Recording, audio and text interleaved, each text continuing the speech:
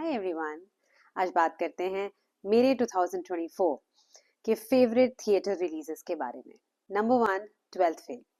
Vikrant Massey starrer based थी on the life of IPS officer Manoj Kumar Sharma और उनकी वाइफ श्रद्धा जोशी। इस मूवी ने दिखाया कि किस तरह से एक 12th फेल कैंडिडेट ने आईएएस सिविल सर्विसेज का एग्जाम क्रैक किया in spite of coming from a very poor background as well. उनके जीवन की इस जर्नी में उनका साथ दिया श्रद्धा जोशी ने।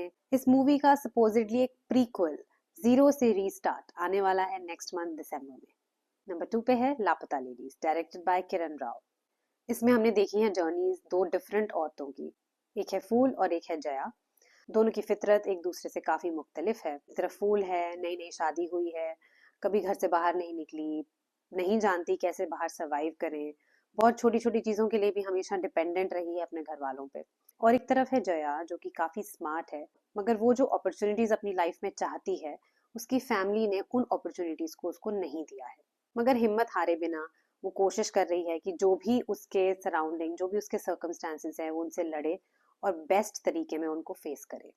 एक थर्ड कैरेक्टर भी है मंजू माई नाम की एक लेडी का, जिनके कहे हुए डायलॉग्स बहुत इंटरेस्टिंग हैं और रिफ्लेक्ट करते हैं कि किस तरह से औरतों की कंडीशनिंग होती है उनके पूरे चाइल्डहुड में, उनके एडल्टहुड में। और अगर एक औरत इस कंडीशनिंग को बाईपास करके अपनी एक अलग पहचान बना पाती है तो उसकी लाइफ में कितना फ्रीडम, कितना इंडिपेंडेंस होता है।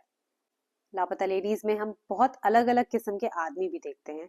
एक तरफ ऐसे जो औरतों की इस जर्नी को, स्ट्रगल को फैसिलिटेट करते हैं, उनकी हेल्प करते हैं, और दूसरी तरफ अब्यूजिव आदमी भी जो औरतों की इस जर्नी में सिर्फ एक रोड़ा अटकाने का काम करते हैं।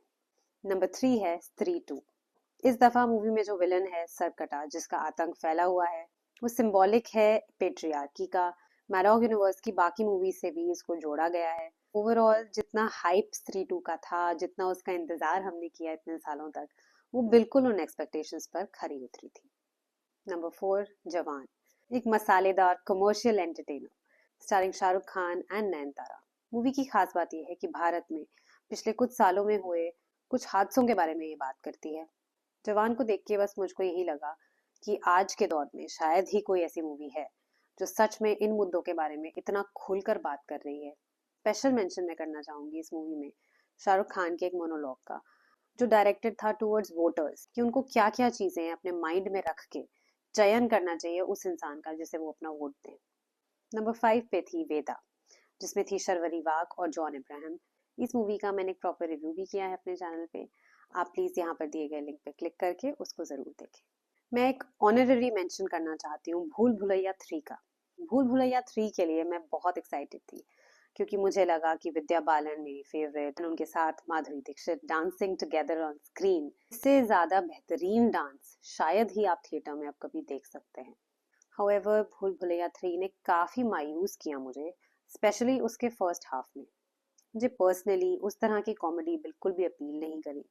मुझे लगा कि मूवी में काफी ओवर एक्टिंग थी, और कहीं ना कहीं जो भूल भुलैया ओरिजिनल, जो फर्स्ट इंस्टॉलमेंट थी भूल भुलैया की, अगर हम उससे कंपेयर करें तो भूल भुलैया 3 एक्चुअल में कहीं स्टैंड नहीं करती। उसके बाद आया मूवी का सेकेंड हाफ, जहां पर मुझे लगा कि मूवी इंटरेस्टिंग हो रही है। और फाइनली जब क्लाइमैक्स आया, मैं खुद काफी सरप्राइज थी। कई बार क्योंकि हम इतना ज्यादा सिनेमा देखते हैं तो हम प्रिडिक्ट कर लेते हैं कि क्या होगा। मुझे बिल्कुल अंदाजा नहीं था कि जिस हादसे का जिक्र मूवी के स्टार्टिंग से हो रहा था, असलियत में वो हादसा क्या था, क्यों था, और क्या उसके सर्कमस्टांसेस थे।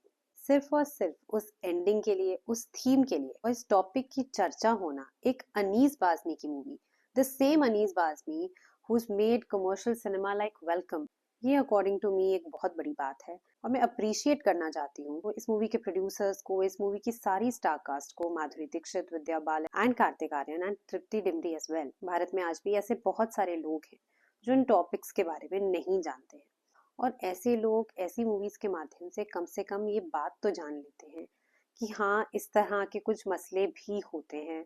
और शायद ऑन स्क्रीन ऐसे मुद्दों की चर्चा होते देख वो भी कहीं ना कहीं क्यूरियस होकर इन चीजों के बारे में पढ़ते होंगे, बातें करते होंगे, and in the process educate होते होंगे।